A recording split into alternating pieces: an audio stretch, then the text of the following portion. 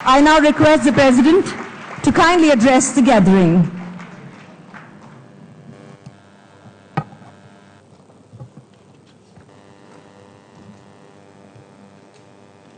Honourable Governor of Karnataka,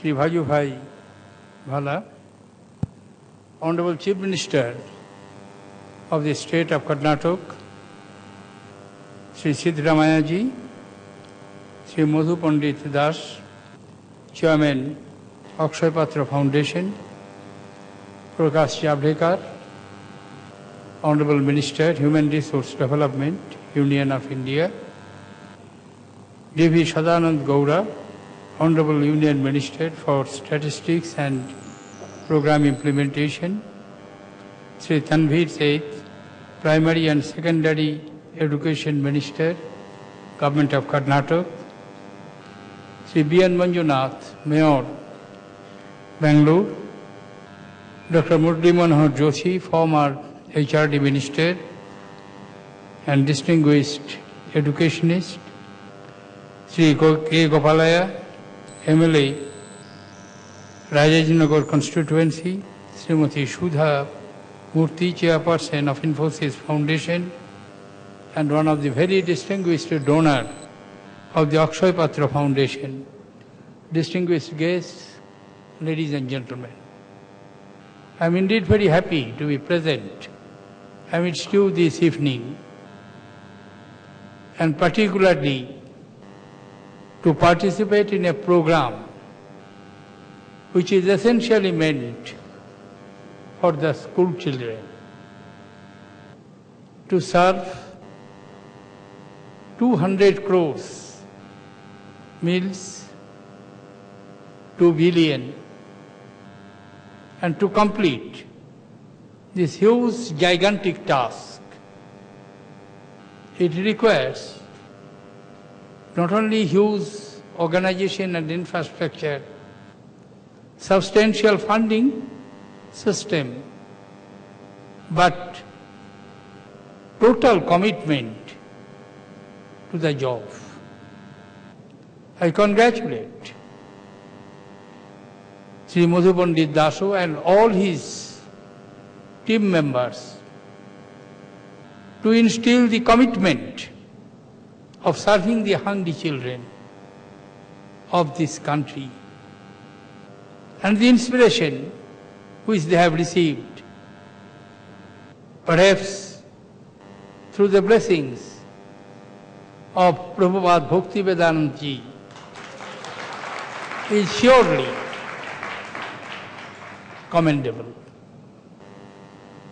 I wonder how they could build up giving meals to 1.5 million children, 12,652 schools across 26 locations in 10 states. Hunger itself is a major problem to India. Thanks to our policymakers and hard toil of our farmers,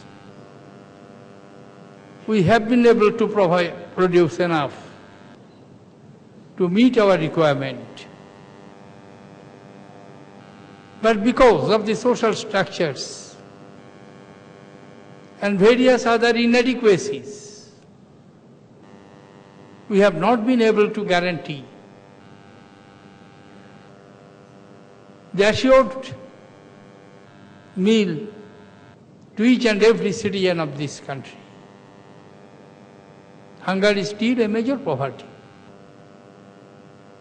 as it was earlier. And therefore, when we wanted to have advancement and progress all round, one of the major areas which rightly deserved our attention, to make healthy children educated, skilled, and competent to take the responsibility of the country. Nowadays, we hear very often a phrase, demographic dividend. What do we mean by that? It is true. By 2030, India will have the youngest population of the world in the land of the ancient civilization. More than 50% of the Indian population would be at the age group of below 50, below 25 by 2030. And not only that, the largest number of working hands will be available to in India as the world population, including the advanced countries of USA, Europe, even China, would be much more compared to young hands in India. Therefore, in the job market of the world, we will have an opportunity of providing the surplus workforces available to us. But how could we fill that gap?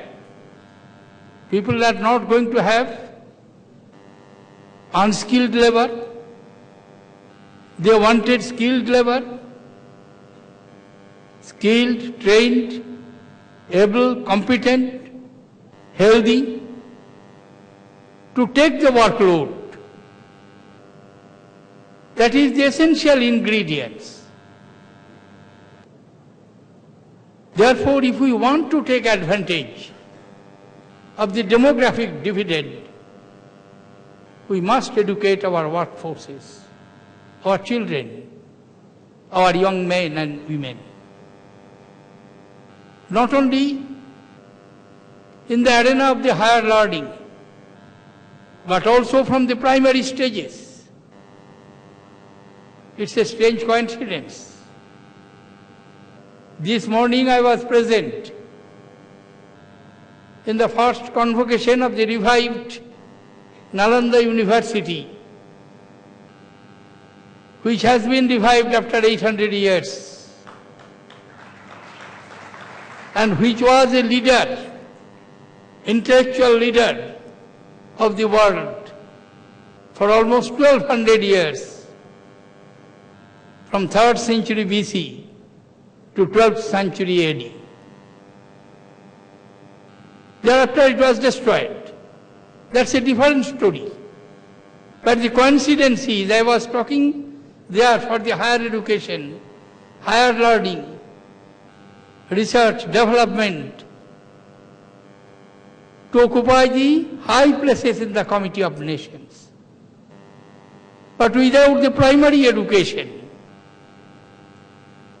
without the elementary and secondary education, we cannot build up the structure of our higher education and learning. Dr. Joshi is there. He was not only the HRD minister, but he is also an eminent educationist, himself being a teacher. Prakash Javadekar is now discharging the responsibility of the human resource development, which is entrusted with this gigantic task. We made our commitment in our constitution, which was operationalized from 26 January 1950. Many years ago, more than 6 decades ago, we made a commitment that we shall provide universal education up to the age of 14 years. Free, compulsory, universal education up to the age of 14 years. We could not fulfill that constitutional commitment. We had to wait till 2009, when the Parliament passed the Act. But that is not enough. Mere providing a legal framework or legal right is not adequate if we cannot create the conducive atmosphere. A hungry stomach does not listen to anything, does not require anything. The first and foremost requirement is food to fill his stomach. Therefore, to my mind, this is a commendable job which has been initiated by this foundation and which has been contributed, funded, supported and provided the cooperation from the government to many other organizations. I take this opportunity to congratulate them. Government can do many things, but not all things. There is a limitation beyond which the state apparatus cannot function and cannot operationalize. Their involvement of the people, involvement of the large sections of the society to make their small contributions in whatever way it is possible is utmost needed. There is a story in Buddhist Jataka. Once there was a very serious famine in Savasti during the lifetime of Buddha. Buddha called his disciples, including the kings, big merchants, leaders of the society, and asked them, who will take the responsibility of feeding the hungry people? Nobody could respond, because it was a gigantic task.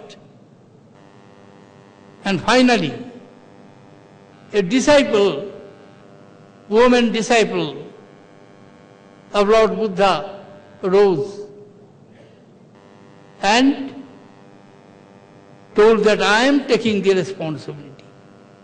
Everybody shouted at her, how is it possible? You yourself has no assets. You yourself is a bhikshuni. How could you take this responsibility? Her response was wonderful. That I am taking the responsibility because each one of you contribute a small portion. It will be enough to discharge this responsibility. Therefore, if any, all of us, make a very small contribution to this foundation, they will be able not only to reach the figure of 2 billion hungry children well fed with nutritious meals and provide them education, it will be much more.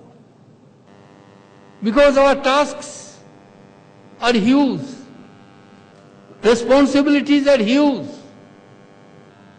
and these huge responsibilities can be met not merely by the administrative apparatus. We may criticize, we may write articles, we may point out deficiencies, but the problems should not be solved. Problems will remain priorities staring at us. But if we come forward, extend our hand of cooperation in whatever meager and small and humble way it is possible, I am sure we will be able to solve many of these problems. It is now well recognized fact. Many years ago, almost 20 years are going to be, more than 20 years are going to be completed. Under the initiative of United Nations Organization, the world leaders were invited at Copenhagen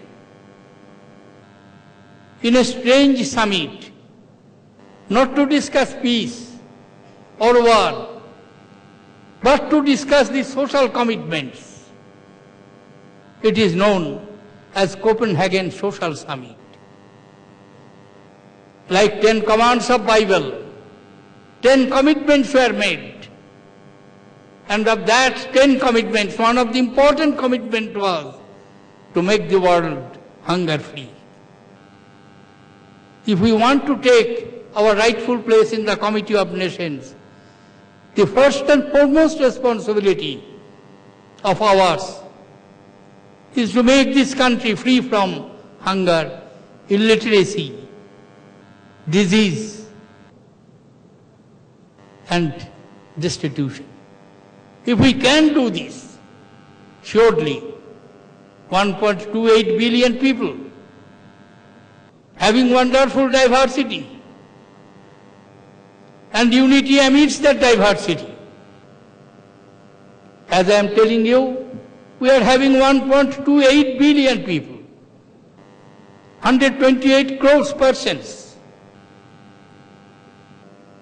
consisting of almost all religions, 7 major religions, 700 languages, 1600 dialects, all major religions, consisting of all 3 major ethnic groups, Dravidians, Caucasians, and Mongolites, yet under one flag, one constitution, one system,